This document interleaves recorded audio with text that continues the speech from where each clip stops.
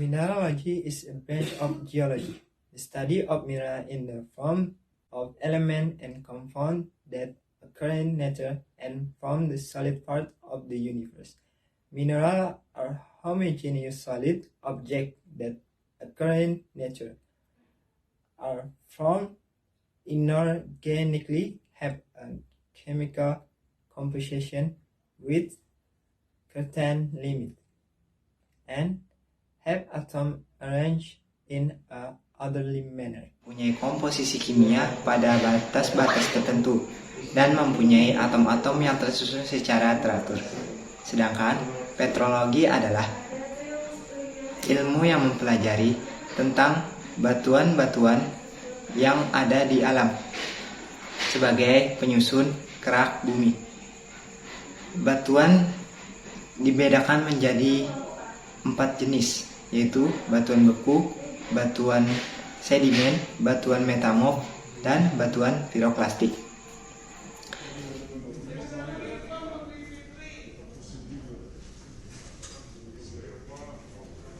Baik, saya akan menjelaskan mengenai mineral formation process.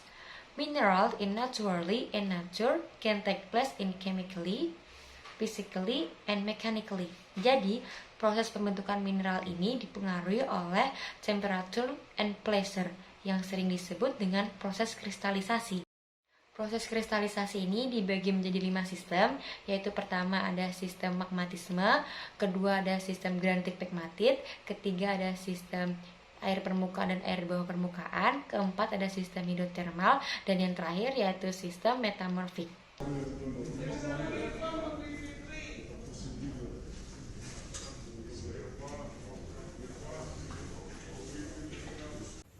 Next, mineral physical properties.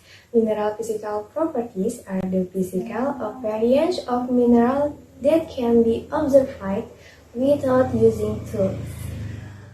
Sifat fisik mineral yang pertama ada warna. Warna adalah suatu bidang yang kita tangkap dengan mata apabila mineral terkena cahaya. Yang kedua ada cerat.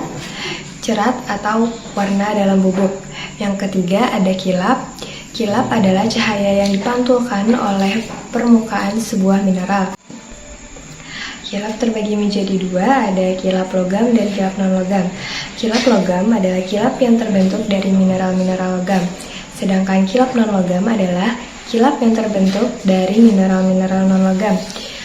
Di kilap non-logam sendiri ada lagi terbagi menjadi beberapa kilap. Yang pertama ada kilap sutra, kilap mutiara, kilap lemak, kilap tanah. Nah, selanjutnya ada pecahan. Pecahan adalah kenampakan mineral dalam keadaan pecah. Selanjutnya ada belahan. Belahan adalah kecenderungan mineral untuk membelah diri pada satu atau lebih arah tertentu. Selanjutnya ada kekerasan atau daya tahan suatu mineral.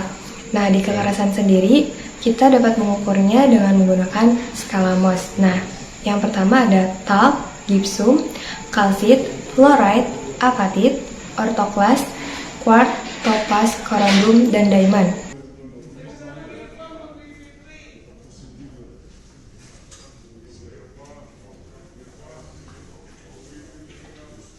A crystal is a solid matter that has an orderly arrangement of atoms or molecules. The arrangement is reflected in the crystal midwave surface. Lalu ada genesa kristal, artinya tahapan pembentukan kristal, yaitu ada fase cair ke padat, fase gas ke padat, dan fase padat ke padat. Selanjutnya ada unsur-unsur kristal. Yang pertama yaitu bidang simetri, adalah bidang bayangan yang dapat membelah kristal menjadi 2 bagian yang simetri. Lalu ada sumbu simetri, adalah garis bayangan yang dibuat menembus pusat kristal. Yang terakhir ada pusat simetri, adalah titik pusat kristal. Crystallography is the study of the diffusion system and the symmetry properties of crystal. I will explain the 7 crystal system. Yang pertama, saya akan menjelaskan sistem kristal isometrik. Sistem kristal isometrik adalah sistem kristal yang paling simetris, yang dimana sistem kristal ini memiliki 3 garis kristal yang memiliki ukuran yang sama panjang dan memiliki sudut satu sama lain yang berpotongan ataupun yang sama besar. Yang kedua adalah sistem tetragonal. Sistem tetragonal sama dengan sistem isometrik karena sistem kristal ini mempunyai 3 sumbu kristal dengan memiliki ukuran panjang antara panjang satu dengan yang lain berbeda. Yang dimana panjang A sama dengan panjang B namun tidak sama panjang dengan sumbu C. Namun umumnya panjang sumbu C umumnya lebih panjang dibanding kedua sumbu A dan B. Yang ketiga adalah sistem heksagonal. Sistem ini mempunyai 4 sumbu kristal, di mana sumbu C tegak lurus terhadap ketiga sumbu A, B, dan D. Sumbu A, B, dan D masing-masing saling membentuk sudut 120 derajat terhadap satu sama lain. Dan sumbu A, B, dan D memiliki ukuran yang sama panjang. Sedangkan panjang sumbu C lebih panjang ataupun lebih pendek. Namun pada umumnya panjang sumbu C ini lebih panjang. Yang keempat yaitu sistem trigonal. Sistem trigonal memiliki bentuk seperti bidang dasar segi 6. Kemudian dibentuk segitiga dengan menghubungkan 2 titik sudut yang melewati satu titik sudutnya. Yang kelima yaitu sistem ortorombik. Sistem ini bisa juga disebut dengan sistem rombik dan mempunyai 3 sumbu simetri kristal yang saling tegak lurus satu dengan yang lainnya. Yang dimana ketiga sumbu tersebut mempunyai panjang yang berbeda atau panjang sumbunya tidak ada yang sama. Yang keenam yaitu sistem monoklin. Monoklin artinya hanya satu sumbu yang miring dari ketiga sumbu yang dimiliki oleh sistem kristal tersebut, yaitu sumbu A tegak lurus terhadap sumbu N, tegak lurus terhadap sumbu C, tetapi sumbu C tidak tegak lurus terhadap sumbu A. Ketiga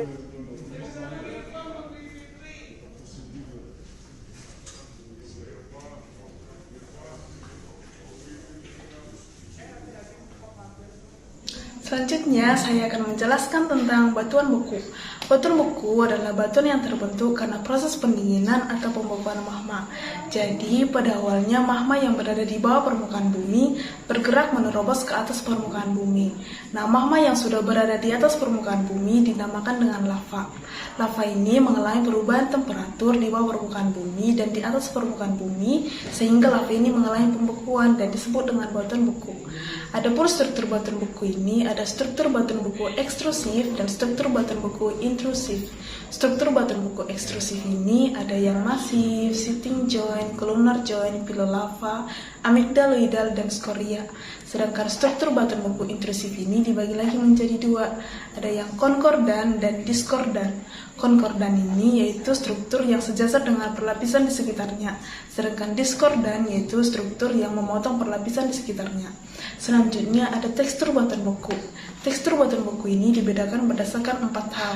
Yang pertama itu berdasarkan bentuknya. Berdasarkan bentuknya itu ada yang euhedral yaitu ada bidang yang sempurna, kemudian ada subhedral yaitu ada bidang yang sempurna dan ada bidang yang tidak sempurna, kemudian ada anhedral yaitu bidang tidak sempurna.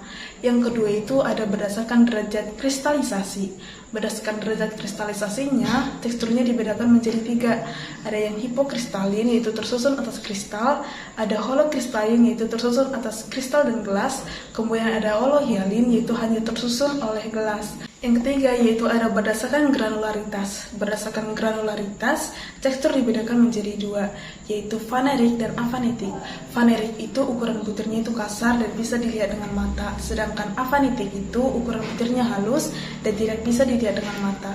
Yang terakhir yaitu berdasarkan relasi. Berdasarkan relasi, teksturnya itu dibedakan menjadi dua, ada yang ekogranular dan inekogranular. Ekogranular itu yaitu relatif sama dan inekogranular itu yaitu relatif tidak sama. For this time, I will tell you about bone selection series. What is bone selection series? Bone selection series is a series that describes about the process of mineral formation when magma is cool. So when magma is cool, it undergoes certain reactions. In this case, the temperature is the major factor for the mineral formation. There are two lines in bone selection series. These are continuous series and discontinuous series. For the first, I will tell you about discontinuous series.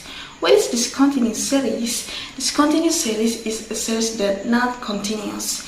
This means there's no relationship between the mineral elements that will first form with the mineral elements that will form later. And continuous series is the series that has relationship between the mineral element that first form with the mineral element that will form later. In this continuous series, the first mineral form is olivine. Then when the temperature is drops, the pyroxene is formed. Then the temperature is drops again, and then a new mineral is formed, namely is amphibole and biotite.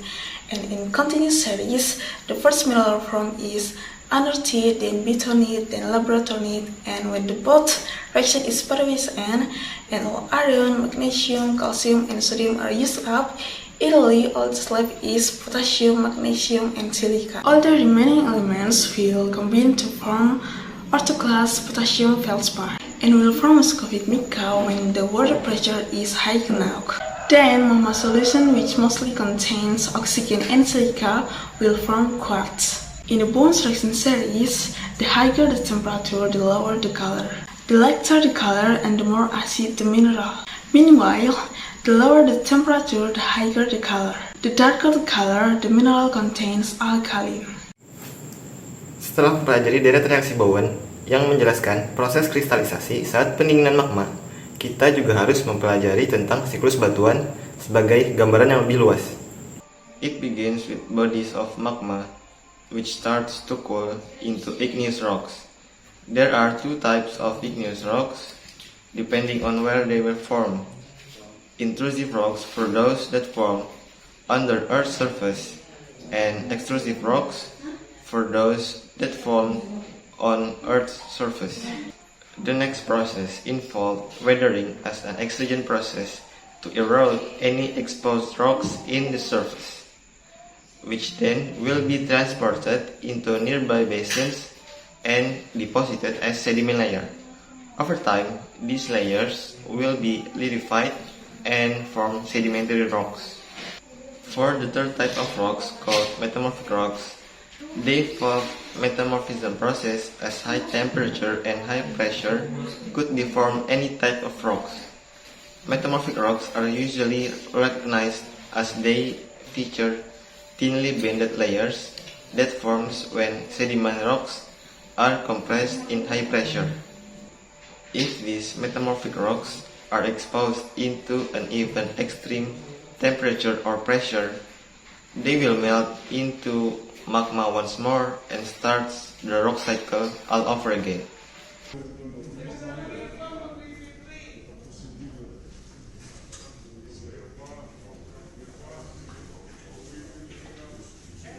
The next explanation is about a pyroclastic rocks.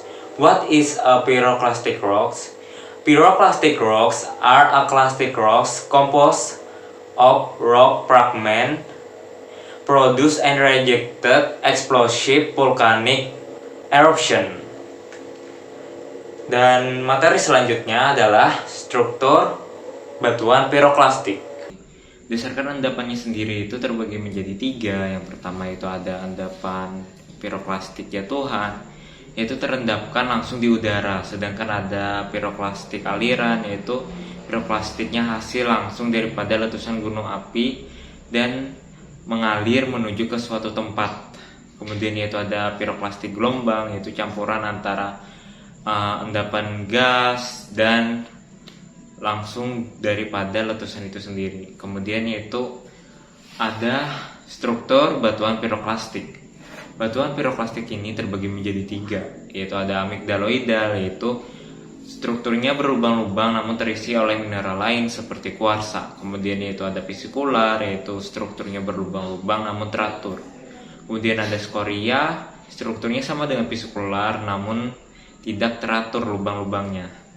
Kemudian yaitu ada tekstur, terbagi lagi menjadi 3. Yang pertama ada derajat pembundaran, ada derajat pemilahan, ada kemas. Kemudian yang pertama itu ada derajat pembundaran. Derajat pembundaran ini yang pertama yaitu ada membundar sempurna. Membundar sempurna ini sendiri dapat kita lihat bahwa bentuknya itu cembung. Kemudian yaitu ada membundar itu pada permukaannya ini terlihat bundar, namun pada sisi-sisinya itu cekung. Dan ada agak membundar, itu dengan permukaan yang datar dengan ujung-ujungnya yang bundar. Kemudian ada agak meruncing, itu dengan permukaan yang datar dan ujung-ujungnya itu runcing. Kemudian ada meruncing, yaitu dengan permukaan yang kasar dan memiliki sisi-sisi yang runcing. Kemudian yaitu ada derajat pemilahan. Yang pertama yaitu ada terpilah baik, yaitu dengan ukuran butir yang seragam. Maksudnya itu ukuran besarnya itu sama satu dengan yang lain. Kemudian yaitu ada terpilah buruk, yaitu dengan ukuran butir atau besarnya itu beragam atau berbeda-beda satu dengan yang lain, yaitu ada bongkah, ada yang kerikil. Nah, kemudian yang selanjutnya itu ada kemas. Kemas ini lagi terbagi lagi menjadi 2. Ada kemas terbuka, yaitu antar butirannya tidak saling bersentuhan. Kemudian ada kemas tertutup, antar butirannya saling bersentuhan. Nah, untuk selanjutnya yaitu ada komposisi daripada material batuan piroklastik. Yang pertama ada kelompok juvenil, yaitu hasil langsung daripada letusan gunung api. Kemudian yaitu ada kelompok cognate, yaitu hasil letusan gunung api dari letusan sebelumnya. Kemudian yaitu ada kelompok accidental, yaitu hasilnya itu bukan daripada gunung api, namun dari batuan, contohnya seperti batuan sedimen, batuan metamorf, dan batuan beku. Hi, my name is Ilham Pauji. Here I will explain about classification of pyroclastic rocks.